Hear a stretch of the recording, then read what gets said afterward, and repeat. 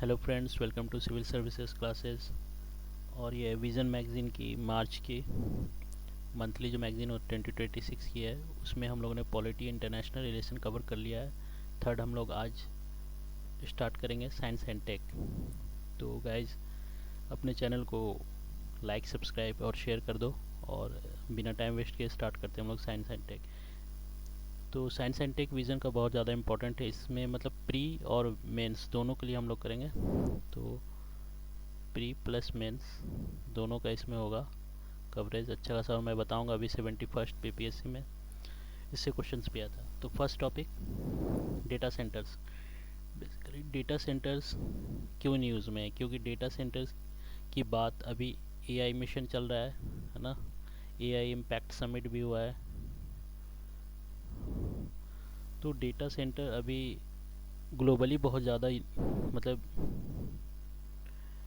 News में रहा है। तो अभी क्या है कि data centre capacity in India has increase from 375 megawatt. Megawatt किसका होता है? यूनिट एनर्जी का। अब क्यों एनर्जी की बात हो रही है मैं बताऊंगा क्या होता है डेटा सेंटर। 2020 में 370 वाट से बढ़ के कितना हो गया? 1500, लगभग 4 टाइम्स हो चुका है 2025 में। तो डेटा सेंटर होता क्या है?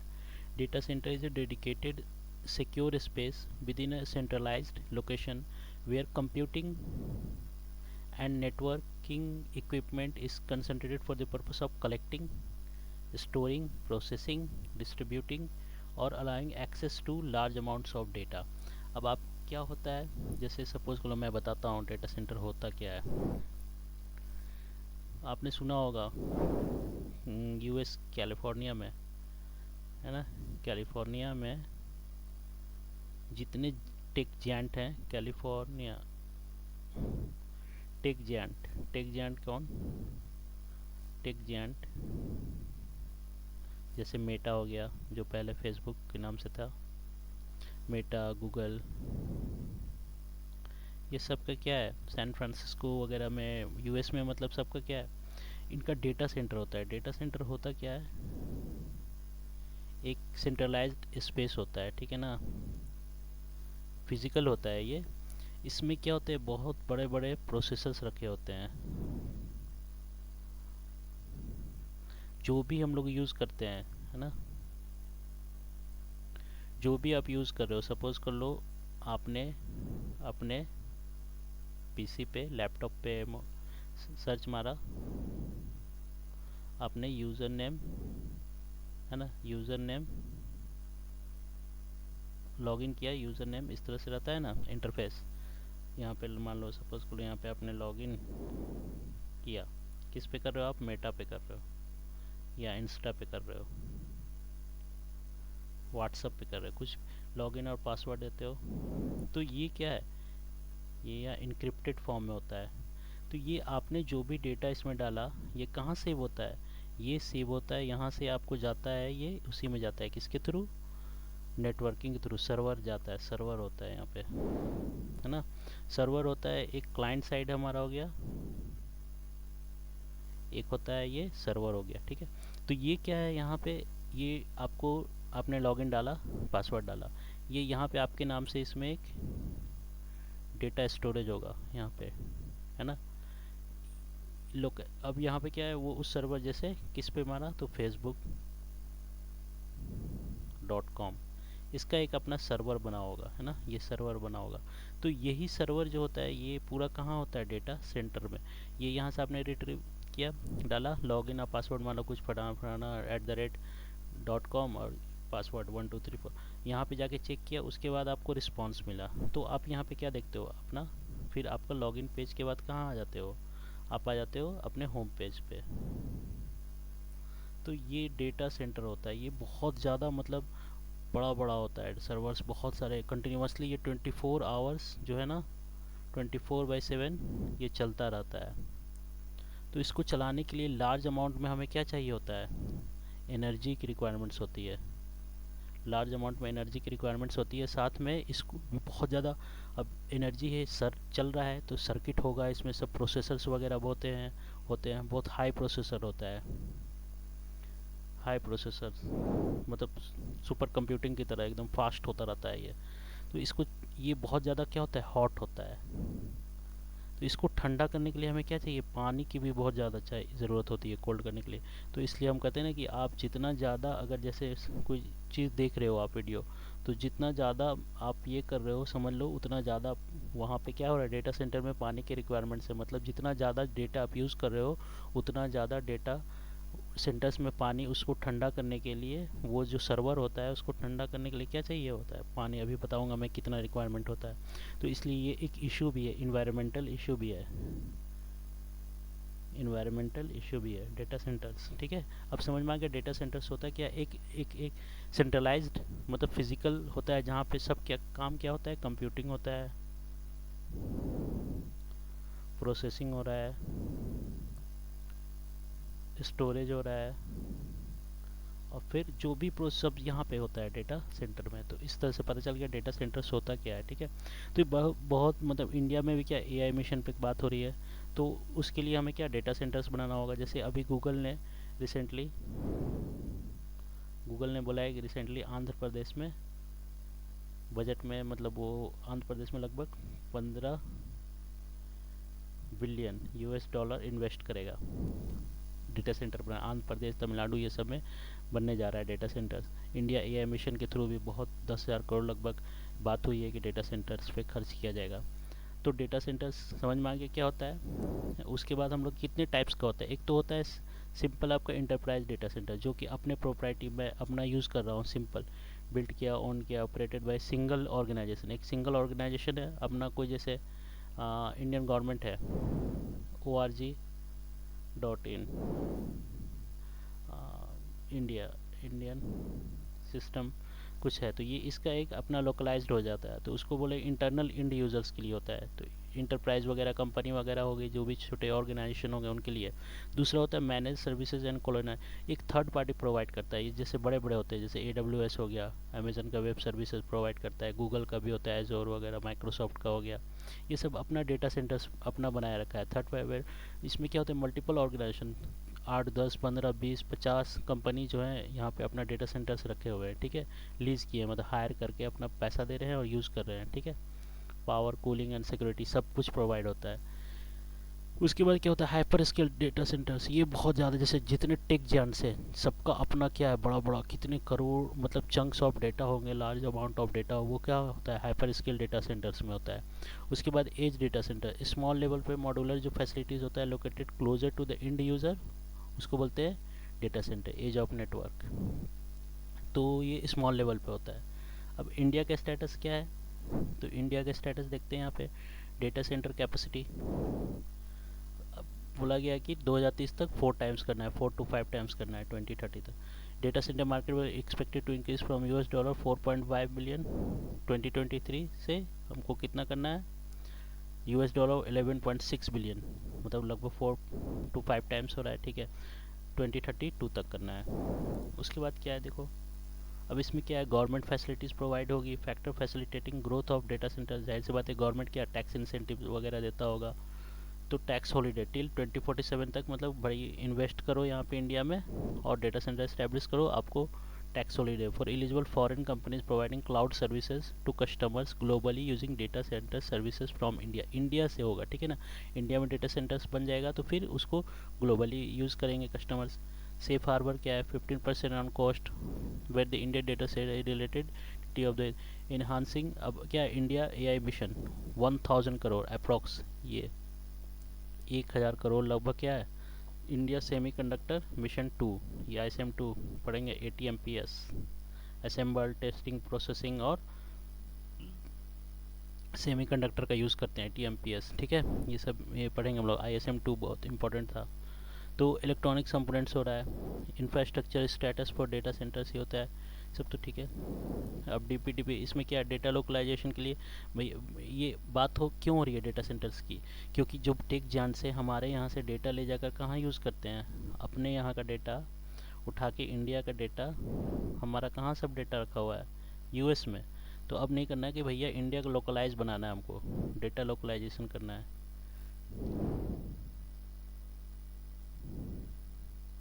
क्यों डेटा, क्योंकि सॉवरेनिटी की बात हो रही है ना,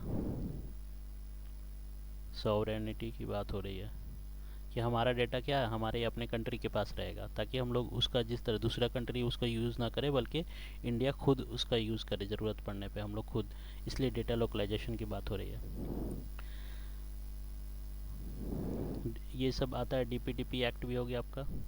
डीपीडीपी एक्ट 2023 होता है स्टैंडर्ड गवर्नेंस में, होता है क्या, डेमोक्रेटिक डेमोक्रेटिक डिसेंट्रलाइजेशन, मतलब डेमोक्रेटिक सॉवरेनिटी की बात हो रही है। उसके बाद एआई सेंटर क्यों, क्योंकि इंडिया एआई मिशन कब आया था, 2024 में। इसी के अंडर में हमारा क्या हुआ है, India AI impact summit, AI impact summit, AI impact. तो उसके बाद 2020 डेटा सेंटर इकोनॉमिक जोन्स भी बनने वाला है। जिस तरह स्पेशल इकोनॉमिक जोन्स है, एक्सक्लूसिव इकोनॉमिक जोन्स, उसी तरह data centre economic zones government provide करेगी, वहाँ पे फैसिलिटीज़ दिया जाएगा। ई गवर्नेंस भी यूज़ करेंगे, cloud infrastructure, cloud services, G I cloud, Meghraj India का अपना है, मेघराज है, has been establish to provide, जैसे नेशनल इंफॉर्मेटिक्स सेंटर जो भी होता है ई गवर्नेंस के लिए, हम कौन जो भी हमारा जो भी सर्वर वगैरह यूज़ करते हैं नेशनल इंफॉर्मेटिक्स सेंटर के थ्रू ही काम करता है, nic.in.com, ठीक है।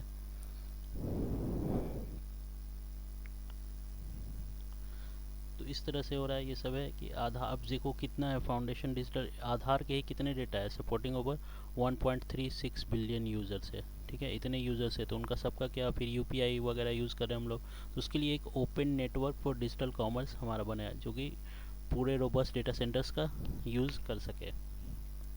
अब इसके लिए क्या है, यहाँ पे एआई मिशन आर्टिफिशियल इंटेलिजेंस भी आ रहा है, ठीक है। उसके बाद ये 3 तरह का होता है, जैसे क्लाउड सर्विसेज जो होता है ना, मैं बताता हूँ आपको अच्छे से एकदम। यहाँ क्लाउड सर्विसेज जो होता है,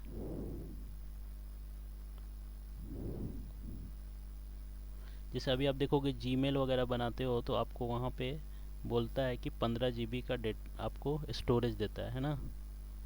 अब सपोज़ को लार्ज अमाउंट ऑफ डेटा बनाना है, जैसे यूट्यूब वगैरह में कुछ कंडीशन होता है कि उसके बाद आपको हायर करना होता है, तो उसी तरह क्लाउड सर्विसेज में क्या होता है आपके पास, आपको जो भी 3 तरह का होता है। एक होता है software as a service, software as a service जिसको SaaS बोलते हैं। दूसरा होता है platform as a service, platform as a service जिसको शॉर्ट में बोलते हैं। और एक होता है infrastructure, infrastructure as a service. तो इसमें आपका क्या होता है, ये सब होता है आपका सॉफ्टवेयर। इंफ्रास्ट्रक्चर मतलब आपको इंफ्रास्ट्रक्चर प्रोवाइड करे, जैसे AWS हो गया, एज्योर हो गया, ये आपको वहाँ प्रोवाइड कर रहा है कि भाई आप अपना आओ, डेटा जो भी है, डेटा है बहुत लार्ज अमाउंट ऑफ डेटा, आप यहाँ पे स्टोर करो, आप ले लो, जो भी सर्विस जिस रीजन में बनाना है, इसमें रीजन होता है AWS वगैरह पे मैंने काम किया है, तो AWS वगैरह में रीजन होता है, आप साउथ ईस्ट में इंडिया मतलब रहता है, उसमें जोन में बनाओ और यूज़ करो अपना, उसमें क्या रेंट कर लो और लीज कर लो, पैसा दो इस पर रेंट, और वो आपको स्टोरेज प्रोवाइड करेगा, प्लेटफॉर्म एज अ सर्विस हो गया। उस तरह सॉफ्टवेयर होता है, बहुत सारा सॉफ्टवेयर हमको ख़रीदना होता है तो बाहर, तो उसके लिए वहाँ पे सॉफ्टवेयर आपको हायर करना है तो आप ले सकते हो। तो इस तरह से ये काम करता है क्लाउड सर्विसेज, ठीक है। तो वही बोल रहे हैं यहाँ पे, यहाँ बताया है यहाँ पे, ठीक है। Software service market reach 30 billion, okay, ये सब हो गया। उसके बाद wide spread cloud adoption, cloud का यूज़ करेंगे, बहुत ज़्यादा डेटा बढ़ता जा रहा है। रिलायबल सोल्यूशन टू एक्सपेंशन, अब ये शांति एक्ट भी आ रहा है, तो इसमें भी न्यूक्लियर से sustainable harnessing advancement of nuclear, इसके लिए भी डेटा सेंटर्स की ज़रूरत होगी। अब चैलेंजेस क्या है, सबसे पहला चैलेंज मैंने बताया वाटर रिक्वायरमेंट्स होता है। कूलिंग बता रहा है कि 100 megawatt hyper scale facility can consume up to 2 million litres of water per day. सोचो कितना हो रहा है, 2 million litres of water per day, सिर्फ 100 मेगावाट। और बात कितनी हो रही है, गीगावाट में हो रही है ना, कितना गीगावाट का हमको बनाना है, 1500 मेगावाट करना है, ठीक है। हाई इलेक्ट्रिसिटी डिमांड, क्योंकि चलाने के लिए क्या चाहिए, इलेक्ट्रिसिटी चाहिए। प्रोजेक्टेड टू नियरली डबल हो जाएगा, अभी जो भी होगा, जो भी चल रहा है उसका 2030 तक डबल हो रहा है कि 24/7 इलेक्ट्रिसिटी, मैंने ऊपर बताया। Upgradation of India's grid capacity ज़्यादा होनी चाहिए, क्योंकि ऑलरेडी इंडिया अब क्या है, हम लोग थर्मल पे डिपेंड है, हाँ, अगर न्यूक्लियर पे हो जाएगा तो फिर उसी पे बात हो रही है, शांति एक्ट वगैरह, इसके लिए तब तो ठीक है। लेकिन न्यूक्लियर में अभी कितना है, सिर्फ 8.8 गीगावाट है, और हम लोग बात किए हैं कि 100 गीगावाट बाई 2047, ठीक है। तो ये सब है। उसके बाद क्या है, इंफ्रास्ट्रक्चर भी है, उस तरह से इंफ्रास्ट्रक्चर प्रोवाइड होना चाहिए, क्योंकि अगर थोड़ा सा ये होगा तो इंडिया विद क्लाइमेट रेजिलियंट, क्योंकि बहुत ज़्यादा हीट होता है यहाँ पे इंडिया में अलग टाइप का। अब जैसे यूएस वगैरह है, कनाडा हो गया, यूएस, वहाँ पे बहुत ठंड रहती है, यहाँ पे एक्सट्रीम हीट है। ऐसे ही देख लो अभी क्या गर्मी में कितना टेम्परेचर चला जा रहा है, 46 47, ठीक है, डिग्री सेंटीग्रेड। तो बहुत ज़्यादा हीट होगा तो रिस्क है। जोग्राफिकल कंसनट्रेशन भी है, जो भी है। ऑपरेशनल कैपेसिटी मेनली कंसनट्रेटेड क्या है, मुंबई, जो मेट्रो सिटीज़, चेन्नई, बेंगलुरु, हैदराबाद। अब कॉम्प्लेक्स रेगुलेशंस, कॉम्प्लेक्स बहुत ज़्यादा, मतलब data centre capacity require complex web approvals चाहिए, होना चाहिए। और इंडिया में ऐसे ही क्या होता है, बहुत डिले होता है, तो फायर सेफ्टी वगैरह कॉम्प्लेक्स ये होता है। टैलेंट गैप है यहाँ पे, है ना, इंफ्रास्ट्रक्चर मैनेजमेंट्स। तो वे फॉरवर्ड क्या, एक सिंगल विंडो क्लियरेंस सिस्टम बनाना होगा, ताकि फटाफट काम हो जाएगा। लैंड एक्विजिशन के लिए, बिल्डिंग अप्रूवल है, ग्रिड वगैरह, कनेक्टिविटी, फायर सेफ्टी, ये सब है। Clearance to fast track development, integrated land water energy nexus. ये मतलब एक सिंगल विंडो रहेगा तो ये चीज़ नहीं होगा। पता चला लैंड अप्रूवल हो गया लेकिन वाटर के लिए नहीं हो रहा है, एनर्जी के लिए नहीं हो रहा है, तो दिक्कत होगा। उसके बाद क्या हो रहा है, प्रोमोट एडवांस कूलिंग टेक्नोलॉजी का यूज़ करो। जैसे यूएस वगैरह से क्या है, डायरेक्ट टू चिप,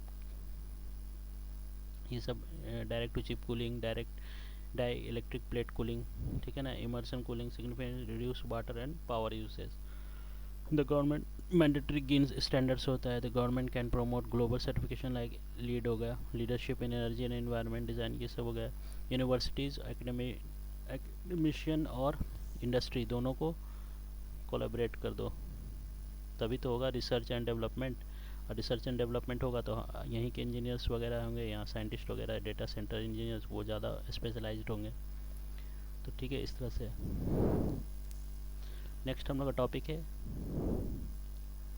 IRNS नाविक। नाविक क्या है, navigation with Indian constellation. IRNSS क्या है, Indian regional navigation satellite system. यानी नेविगेशन का होता है, मतलब सैटेलाइट के सिस्टम के थ्रू ये नेविगेशन करना है ना। और नाविक क्या है, उसका एक एप्लीकेशन है जो इंडिया बनाया है। नाविक इंडिया का अपना है। नाविक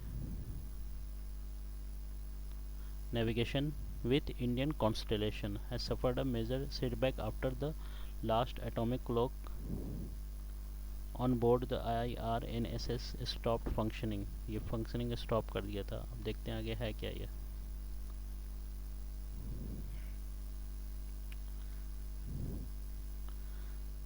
अब ये क्या हुआ, अब ये इसकी वजह से क्या हो रहा है, जो एटॉमिक क्लॉक सस्पेंड हो गया उसकी वजह से क्या हो रहा है,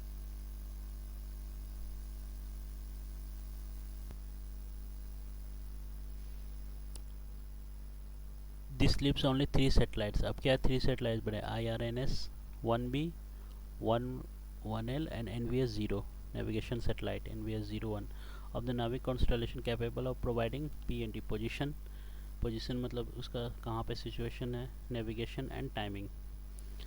total 6 of 11 Indian satellites meant for the Navik systems have failed due to atomic clocks। atomic clocks क्या होता है देखते हैं।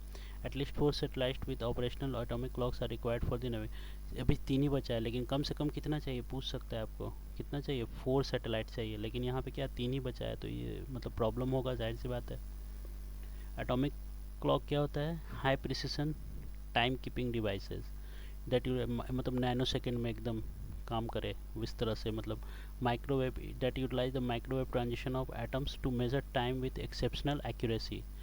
की एटम्स कौन कौन से होते हैं, वर्किंग क्या है, it's time base is based on the properties of atoms when transitioning between different energy state. Energy state होता है ना, बहुत सारा वो सब केमिस्ट्री का चीज़ है। तो इसमें क्या होता है, की एटम्स कौन कौन यूज़ करते हैं, सीजियम यूज़ करते हैं हम लोग, रुबिडियम यूज़ करते हैं एंड हाइड्रोजन यूज़ करते हैं। Most of this clocks are based on alkali atoms which have a single valence electron. Alkali atoms क्या होते हैं, अल्कली और अल्कलाइन अर्थ मेटल्स होते हैं। तो अल्कली मेटल जनरली क्या होते हैं, एक उनके पास वैलेंस इलेक्ट्रॉन क्या होता है, 1 होता है, जैसे सोडियम 2 8 1, है ना। हाइड्रोजन एक ही होता है इसके पास। एक ऐसा एलिमेंट बताओ जिसके पास न्यूट्रॉन होता ही नहीं है। ठीक है। Working principle, an atom when excited by an external energy source goes to a higher energy. दो तरह का होता है, देखो एनर्जी स्टेट क्या होता है, कोई भी एटम होता है, एक होता है हमारा वैलेंस बैंड, एक होता है कंडक्शन बैंड। तो अगर यहाँ पे इलेक्ट्रॉन है हमारा, इसको इतना एनर्जी रिक्वायरमेंट दिया जाए, इतना एनर्जी इसको चाहिए ताकि ये वैलेंस बैंड से उड़ के किस में चला जाए, कंडक्शन बैंड में, और इसके बीच में आता है हमारा सेमीकंडक्टर। अगर पूरा कंडक्ट कर रहा है तो फिर क्या कहलाएगा, हमारा मेटल। ठीक है, वैलेंस बैंड और यहाँ पे होता है सेमीकंडक्टर। ठीक है, तो ये होता है वैलेंस बैंड से ये ट्रांजिशन होता है लोअर एनर्जी स्टेट, फिर उसके बाद फिर किधर आ जाए, ग्राउंड स्टेट में आ जाए, हायर एनर्जी, और ग्राउंड स्टेट इसको बोलेंगे, और ये higher energy state. In this transition the atom releases energy at a very precise frequency which is used as a input for measuring time. अब जाहिर सी बात है, यहाँ से यहाँ जाने में इसको एनर्जी भी चाहिए होगा, फिर रिलीज भी आएगा तो करेगा, तो दैट एनर्जी इसको टाइम के टर्म में यूज़ करते हैं हम लोग। Accuracy comparison, conventional quartz based clock होता है, अब आपको एटॉमिक क्लॉक यूज़ किया जाता है। एटॉमिक क्लॉक बहुत ज़्यादा प्रिसाइज होता है, हाई गेन देता है। IRNS होता क्या है देख लेते हैं भाई। मेन तो है नाविक, होता क्या है, नेविगेशन विथ इंडियन कॉन्स्टलेशन। ये होता है क्या है, Indian regional navigation satellite system, NavIC. Independent regional navigation satellite system है, किसके द्वारा बनाया गया, इसरो, ये तो पता ही है। किस लिए होता है, ये तीन चीज़ें, पोजीशन कैलकुलेट करना किस चीज़ का, वेलोसिटी और टाइमिंग, ये तीन चीज़ें होती हैं ना, टाइम और स्पेस, स्पेस और टाइम, स्पेस मतलब वही पोजीशन। ठीक है, तो ये दोनों बहुत मैटर करता है फिजिक्स में, आपका साइंस के टर्म में। कितना होता है, extending beyond 1500 kilometre Indian land mass होता है। स्टैंडर्ड पोजीशन सिस्टम कौन सा बैंड में काम करता है, तो ये L5 और S बैंड में काम करता है। कितने मीटर तक पोजीशन एक्यूरेसी देगा, 20 मीटर्स तक, और कितना timing, 40 nano second. Nano second बोला था ना, 1 नैनो सेकेंड। 1 नैनो सेकेंड कितना होता है, 10⁻⁹, यानी एक सेकेंड का भी 10⁹ टाइम्स, है ना, भाग होता है, इतना कम सेकंड का भी। तो सोचो कितना ज़्यादा प्रिसाइज हो गया है। रिस्ट्रिक्टेड फर्स्ट जनरेशन होता है, 7 सेटेलाइट्स है यहाँ पे, जिसमें 3 सेटेलाइट जियो स्टेशनरी ऑर्बिट में, और 4 क्या है, जियो सिंक्रोनस। अब ये जियो स्टेशनरी और जियो सिंक्रोनस क्या होता है बता देता हूँ मैं। ठीक है, IRNS होता है, सब याद करना नहीं है, सब होता है PSLV C32 होता है, जी सब जियो सिग्नल ट्रांसफर ऑर्बिट होता है। ठीक है, सेकेंड जनरेशन होता है नाविक। ये सब याद कर लेना है कि NVS है मतलब नाविक से रिलेटेड है। तो जियो दो तरह के सैटेलाइट होते हैं, है ना। एक क्या होता है, ये हमारा अर्थ है, सपोज कर लो ये इक्वेटर है 0 डिग्री, एक सैटेलाइट घूम रहा है ऐसे। ये जब भी हम कहीं से भी इसको देखेंगे पोजीशन इसका, है ना, यहाँ से देखें हम, यहाँ से देखें, यहाँ से देखें, हमेशा लगेगा क्या, एक ही जगह पे स्टिल है, मतलब स्टेशनरी है, स्टेशनरी है ना। अप्रॉक्स ये कितना हाइट पे होता है, 36,000 किलोमीटर अर्थ के सरफेस से। ठीक है, ये क्वेश्चन भी है जो टाइम पीरियड निकालते हैं हम लोग, इसका टाइम पीरियड कैसे निकलेगा, 2π√L/g। तो ये हमेशा क्या रहेगा, लगेगा कि वहीं पर एक ही जगह पे फिक्स्ड रहेगा, दिखेगा। क्यों, दूसरा होता है जियो, इसको बोलते हैं जियो स्टेशनरी।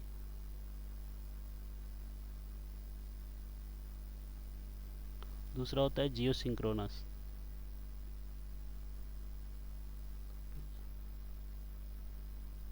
ये क्या है, दिखेगा इस शेप में, 8 का पाथ बनाते हुए घूमता रहेगा, ये लगेगा कि मतलब 8 path form, figure 8,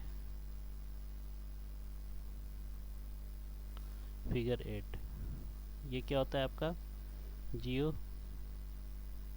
synchronous, synchronous satellite होता है, ऑर्बिट में घूमेगा। किस तरह ऑर्बिट बनाता है, ये क्या ऑर्बिट, हमेशा ये अर्थ के, जो अर्थ का ऑर्बिट है उसी में घूमता रहेगा। ये क्या है, इस तरह से शेप बनाएगा, है ना, 8 ऐसे बनाएगा इस तरह से, तो फिगर 8 बोलते हैं जियो सिंक्रोनस। तो ये दोनों में मेन डिफरेंस होता है हमारा।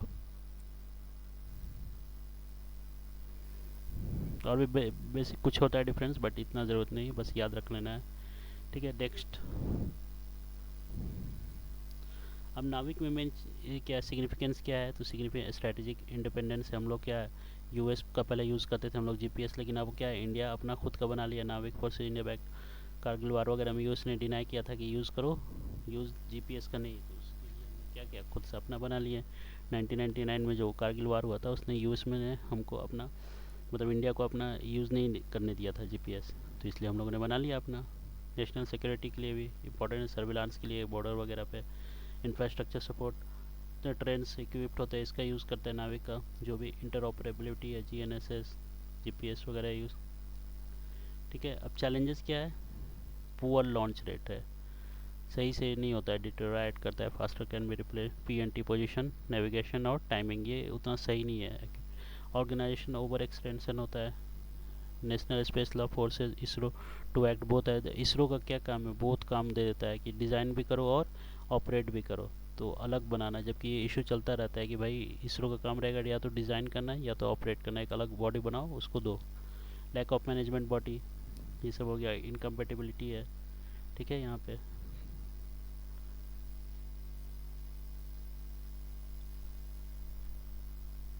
सब लार्ज हेड, यहाँ पे देखते हैं नेक्स्ट क्या है, लार्ज हेड्रोन कोलाइडर एट सर्न। सर्न क्या है, ये सर्न एक ऑर्गेनाइजेशन है, वहाँ पे लार्ज हेड्रोन कोलाइडर का यूज़ किया जाता है। किस लिए, मतलब हाई एक्सेलरेटिंग प्रोटॉन न्यूट्रॉन ये सब का यूज़ करके वहाँ पे किया जाता है। क्या पूछ सकता है कि ये है क्या, ज़्यादा नहीं पढ़ना है, XICC प्लस है क्या, तो ये लार्ज हेड्रोन कोलाइडर है।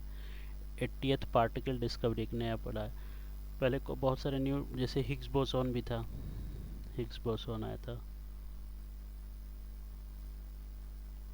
बहुत सारे न्यू पार्टिकल आए, फिर आया न्यूट्रिनो, क्वार्क, ये सब आया। ठीक है ना, स्ट्रॉन्ग फोर्स ये सब होता है। ठीक है, पूछेगा ज़्यादा नहीं, मेसॉन वगैरह पूछता है।